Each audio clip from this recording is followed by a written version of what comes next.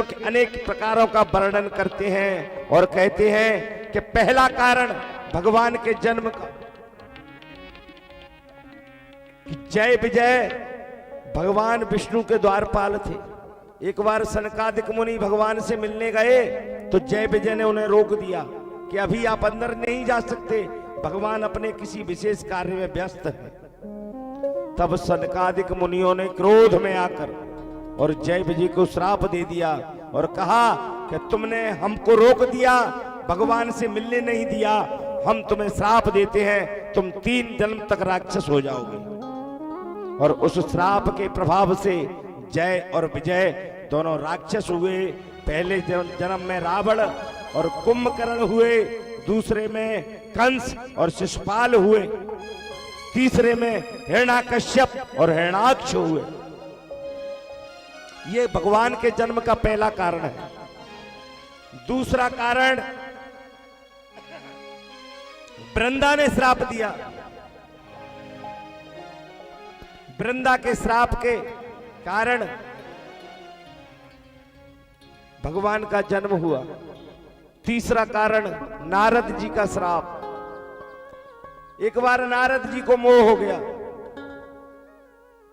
और जैसे ही नारद जी को मोह हुआ, नारद जी भगवान के यहां दर्शन करने जाते हैं। उन्हें एक नगर सुंदर मिलता है, उस नगर में एक राजा की कन्या को देखकर नारद जी मोहित हो जाते हैं और सोचने लगते हैं कि यदि इस कन्या से मेरा विवाह हो जाएगा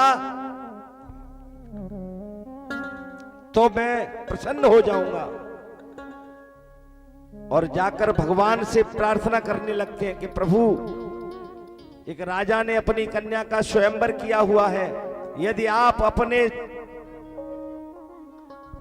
मुख को मुझे दे दें तो मैं वहां जाकर उस राजा की पुत्री से वरण कर लूंगा, क्योंकि आपसे सुंदर सारे संसार में कोई नहीं है। और जब आपका चेहरा लगाकर मैं जाऊंगा, अवश्य वो राजकुमारी मेरे गले में माला डाल देगी। परंतु उल्टा हो गया।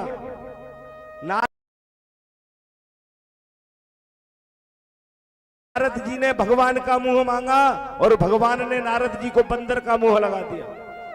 बंदर के मुंह को लेके नारद जी राजा की सभा में गए। सब लोग देखकर हंसने लगे, ये बंदर क्यों आ गया। और जब राजकुमारी जी वरमाला लेके आई, नारद जी बड़ी तैयारी में खड़े थे कि मुझसे सुंदर इस सभा में कोई नहीं, जरूर राजकुमारी मेरे ही गले में माला पहनाएंगी। परंतु राजकुमारी